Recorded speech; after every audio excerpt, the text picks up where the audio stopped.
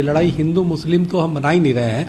यह लड़ाई विदेशी आक्रांता वर्सेज भारतीयता की है। हमारे पूर्वजों ने तुम्हें पाकिस्तान रूपी टुकड़ा दे दिया, पाकिस्तान रूपी एक तुम्हें देश दे दिया, बांग्लादेश हो गया और अफगानिस्तान हो गया इसी से टूट के, और तुम हमारे मंदिर नहीं दे सकते। तो लानत है ऐसे उस पे। जो अल्लाह ताला जो रहीम है, रहमान है, वो भी आपकी पूजा को स्वीकार नहीं करेगा, आपकी नमाज को स्वीकार नहीं करेगा। हमारे मंदिरों पे कब्जा करके करेंगे, कौन परमात्मा स्वीकार करेगा? मुझे लगता है बहुत ही इन सब चीजों की कोई जरूरत नहीं है, क्योंकि हमारे देश का जो कानून है सभी को उसका पालन करना है। प्लेसेस ऑफ वर्शिप एक्ट है, इसीलिए लाया गया था कि जो राजशाही शासन है उस दौरान जो हुआ, व्यवस्थाएं बदल जाती थी, जो भी राजा बनता था वो अपने हिसाब से व्यवस्था बदल देता था। लेकिन अब हम एक रिपब्लिक है, अब हम एक लोकतंत्र हैं, अब यहाँ पर किसी का राज नहीं है, किसी की तानाशाही नहीं है। तो अब जो नियम कानून किताब में लिखे गए हैं उसी हिसाब से सबको चलना पड़ेगा, संविधान के हिसाब से। और संविधान में प्लेसेस ऑफ वर्शिप एक्ट है, तो जो चीज जहाँ पर 47 में थी, जो भी गिरजाघर, जो भी मंदिर मस्जिद था, वो उसी हालात में रहना चाहिए।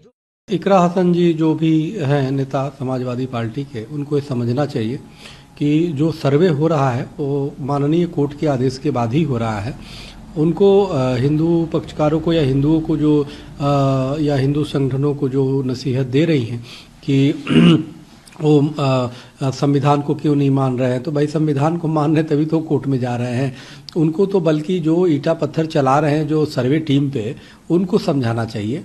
तो हमें लगता है कि जो ऐसे लोग सोच रहे हैं, ये इस तरह के बयान दे रहे हैं, वो विक्टिम कार्ड खेल रहे हैं, वो जरा सोचे, जरा कल्पना करे एक बार अपने दिल पे हाथ रख करके कि जिस समय हमारे हिंदुओं के हजारों मंदिर मुगलों ने तोड़ा, विदेशी आक्रांताओं ने तोड़ा, उस समय क्या स्थिति होगी, हमारे कितने पूर्वजों को जो है सामना करना पड़ा होगा कठिनाई से। और यह लड़ाई उनको, इकरा हसन जी को समझना चाहिए, लड़ाई हिंदू मुस्लिम तो हम बना ही नहीं रहे हैं। यह लड़ाई विदेशी आक्रांता वर्सेज भारतीयता की है। इसमें जो भी ये लोग हैं, इनके पूर्वज भी हिंदू थे, और ये हिंदू नहीं भी थे अगर मान लो, तो भी तो भारतीय तो है ना वर्तमान में।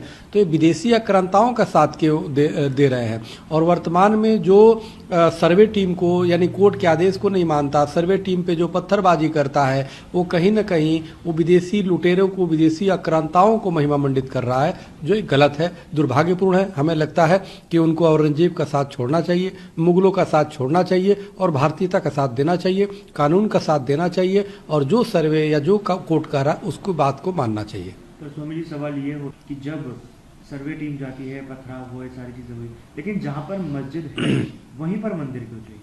नहीं, जहाँ पे मंदिर है और मस्जिद बना है वहां पे वो किया जा रहा है। अब राम मंदिर का सर्वोच्च न्यायालय द्वारा निर्णय आया, निर्णय होने के बाद 5 एकड़ जमीन उनको मुस्लिम पक्षकारों को मिला। तो आप बताइए, क्या कोई वहां पे दावा कर रहा है क्या कि 5 एकड़ जमीन की खुदाई करो? तो इसलिए मस्जिद से एतराज नहीं है। मस्जिद तो आप जितने, अरे जिस हिंदू राजा ने सबसे पहले केरल में मस्जिद के लिए जमीन दिया, उस हिंदुओं पे शंका करते हो।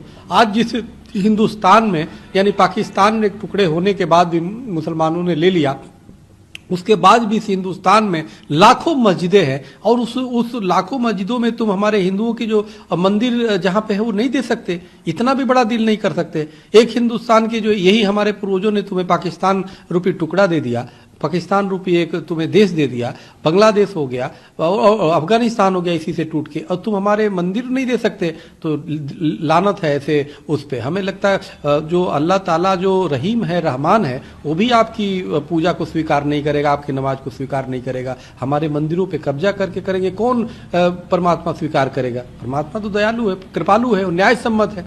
तो इसलिए यहाँ की न्याय कोई बात मानिए। अगर यहाँ की न्याय सम्मत नहीं मानते हैं तो हमें लगता है अल्लाह ताला भी आपको माफ करने वाला नहीं है, क्योंकि वो न्याय सम्मत है, वो रहीम है, रहमान है।